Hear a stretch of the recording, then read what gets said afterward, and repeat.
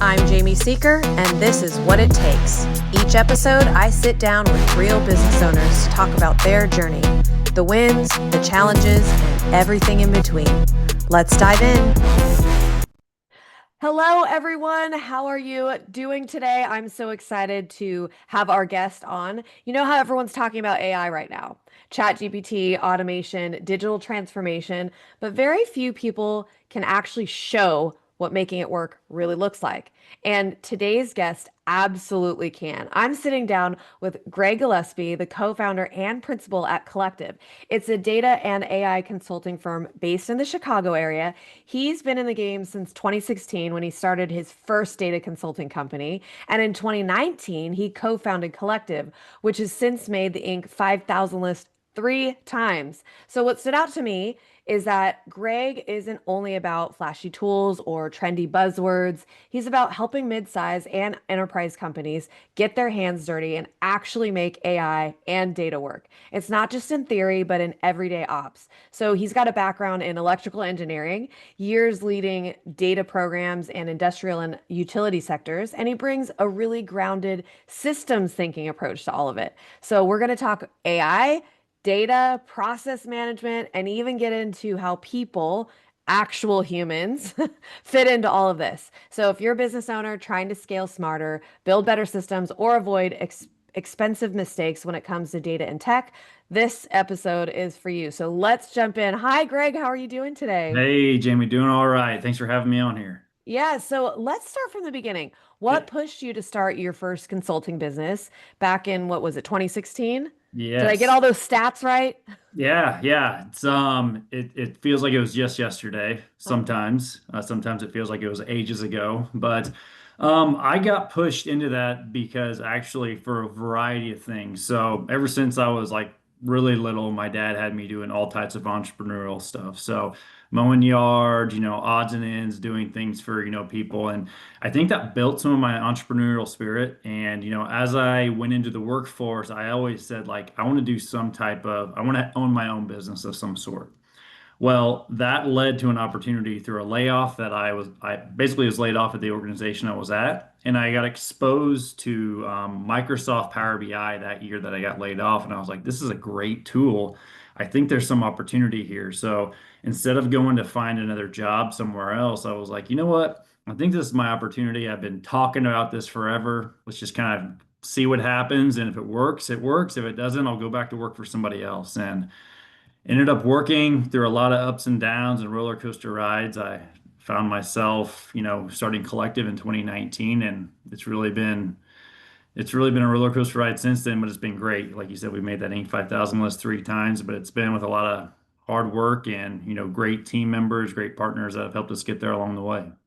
Well, let's talk a little bit about that. First of all, good job, Dad. I love that he exposed you to that and we were just having a conversation before we started recording this Mhm. podcast about how most people get into entrepreneurship and their own businesses because they have a specific trade or like some skill set that they're good at, or they see some problem in the market and that they want to go and solve.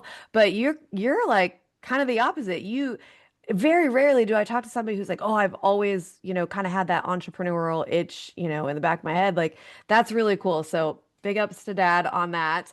But you mentioned building your team. And so let's Mhm. talk people. What does it Yeah. take to build a team that's comfortable with change? Especially like AI and automation, everything's happening so fast. When that kind of stuff's in the mix, how do you build a team like that?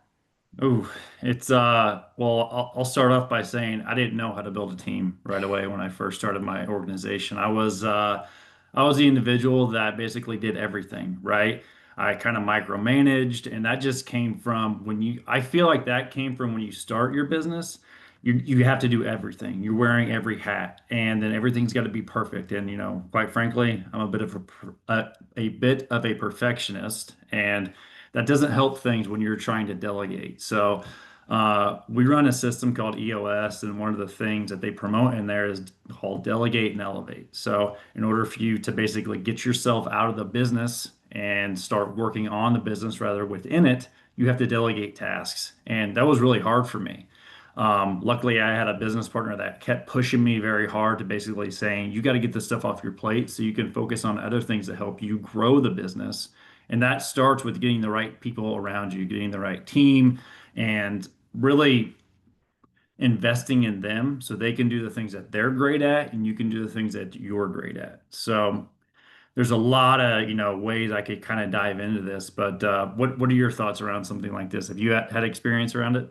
Well, yes, I mean that is with Seeker Solution, we work with small, medium-sized businesses and HR is one of our solutions. So that is Mhm. absolutely what we've been doing the last 10 years in the company. But I really love hearing about your perspective on it and Mhm. how you kind of faced it coming in. So, what is your approach to the internal training, upskilling, stuff like that? Because that's something that stood out to me that you said is investing in them and their skill sets. Right. That's not something that I think everyone lands on their own. It's kind of like it's moving so fast and they just want to pick the right person that like fits into this puzzle piece. But to say, hey, like I'm gonna mold this into something that could be usable. Yeah. That's a different take. So I'm really interested in hearing about that. Like, how did you help employees grow into, first of all, an AI literate, you know, Mhm. contributing team member, right? But also just like fitting in your company culture and building your own team. Like, there's two different aspects there.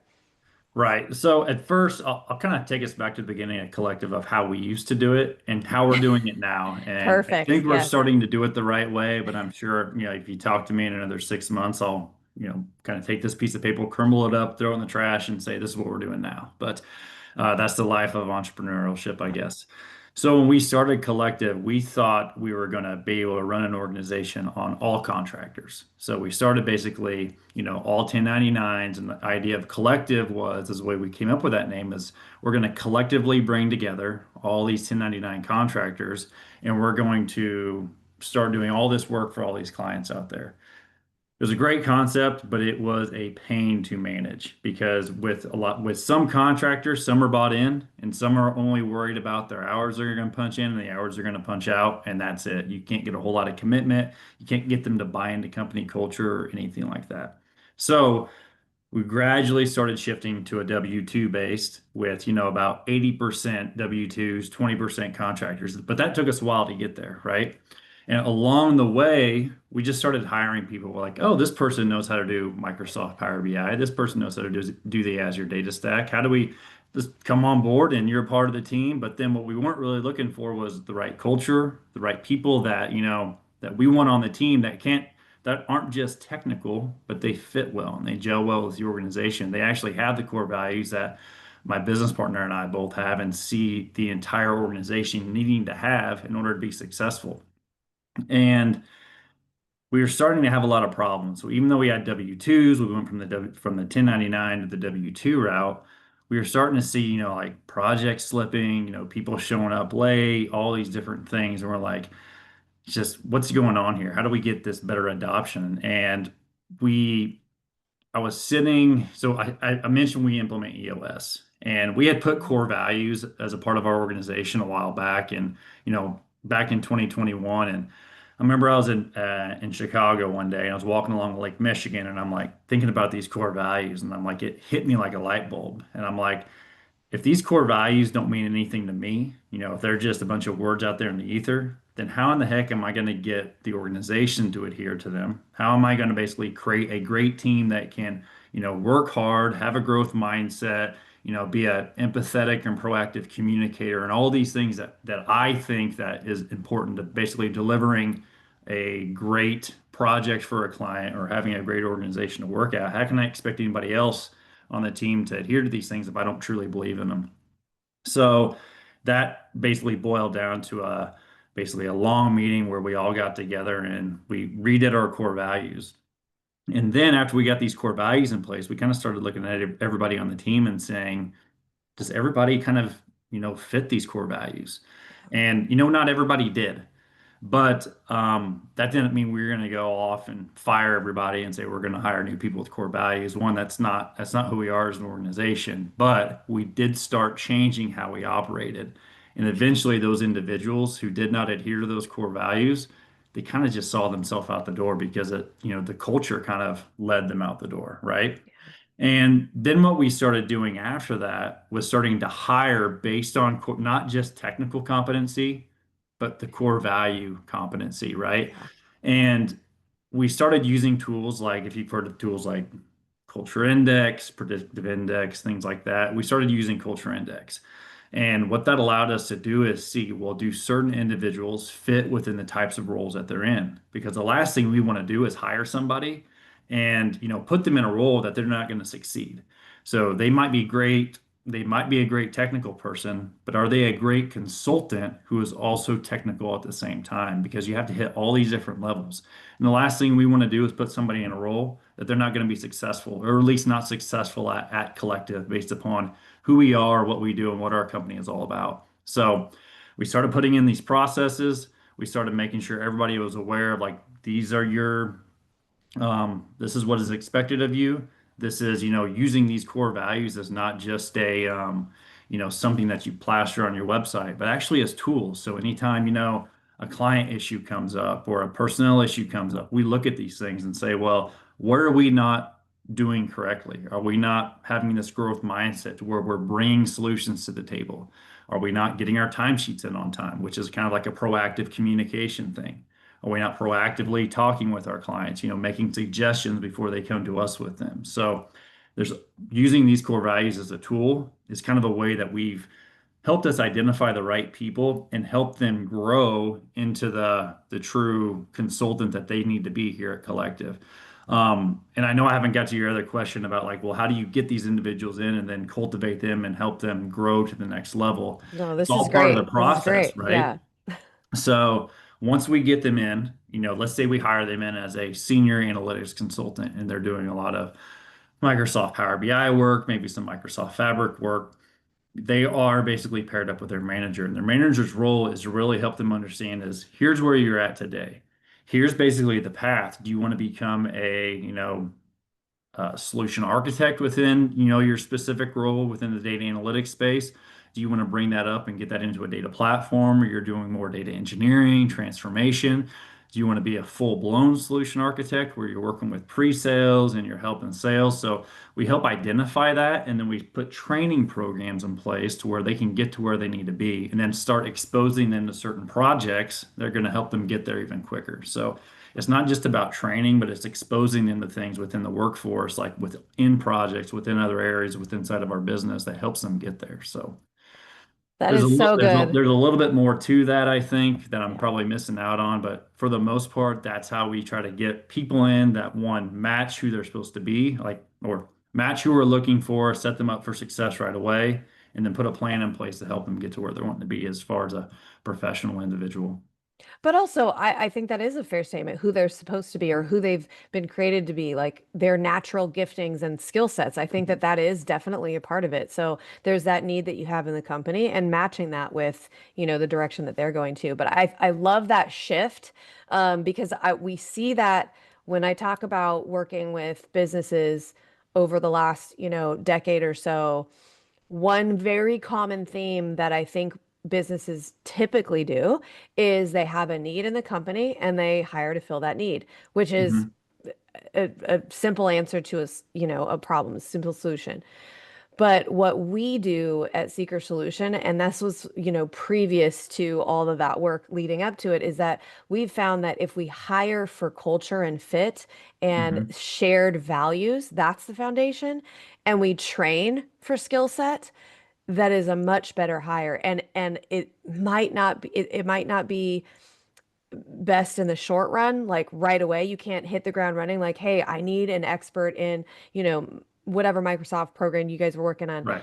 It might take a little bit longer, but in the long run, it paid off for us dividends in our, especially like early in my career prior to working with the companies that we do now, but in operations and when I started hiring for the people and the direction that they want to go within their career, their culture fit into how we work, our team, and evaluating fit as well, like Mhm. looking at my current team and how does this piece fit into this current team? Because this person might be a great fit for our company, but I've got a team right here and I can't have, two left hands, right? Right. Like I need to have all the parts of the body. So I think that's a really good shift that you kind of grew into and something that I think was very important to touch on. But how important, one thing that is very clear is that you were able to grow your teams, right? You're Mhm. growing your company. So how important was this HR strategy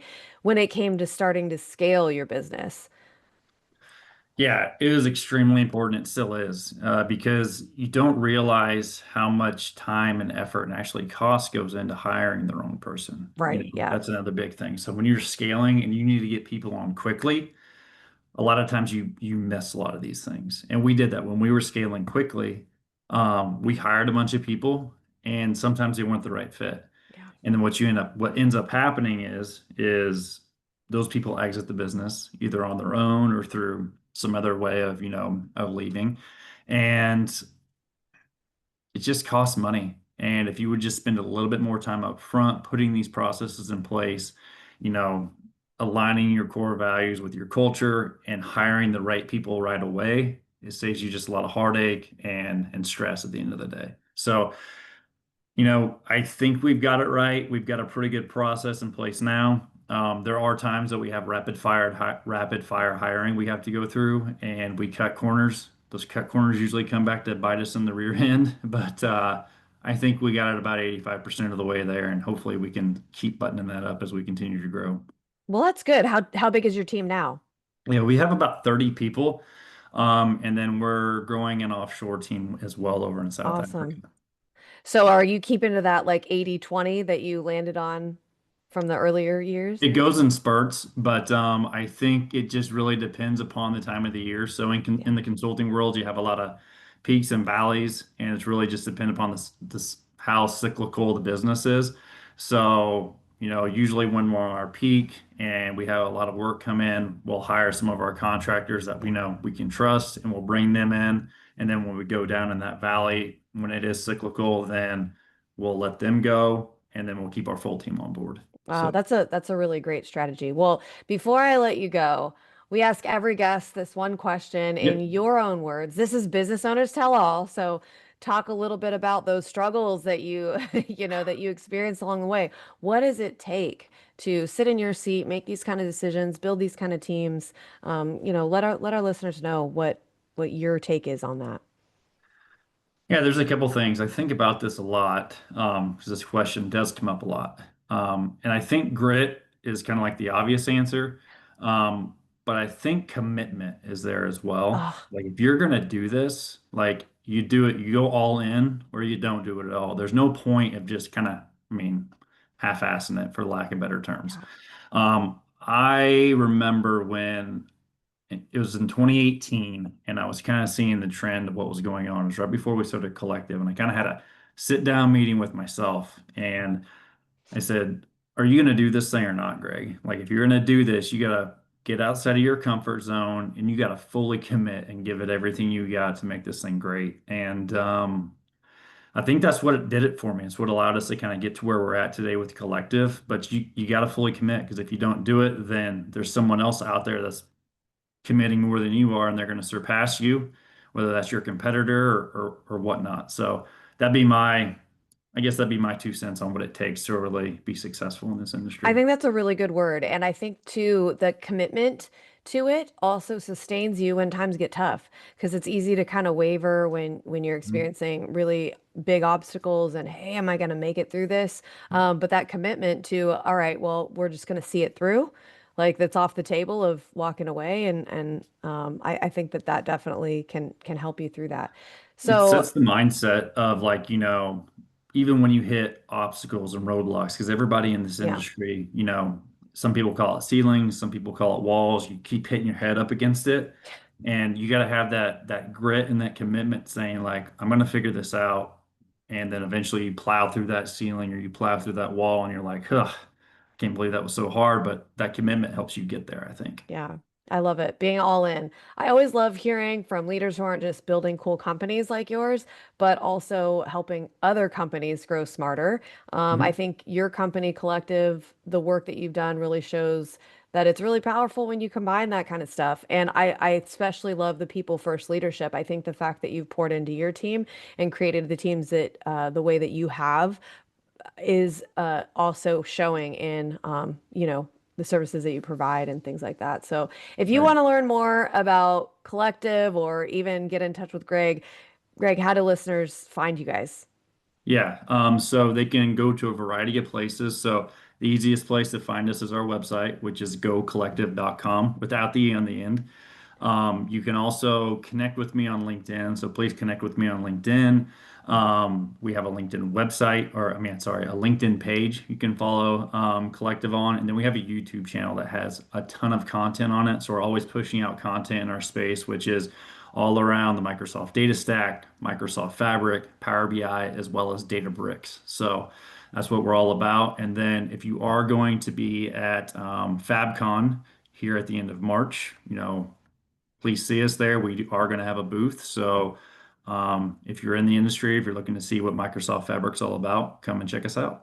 Oh, that's great. Thank you so much. And we'll post that on our show notes as well. So, Greg, thank you so much for being on our show. And thank you for listening to What It Takes. Awesome. Thank you, Jamie. Thanks, Jamie. Would you or someone you know like to be featured on this podcast? Our applications are now open. Apply today at seekersolution.com and click on the podcast link to get started.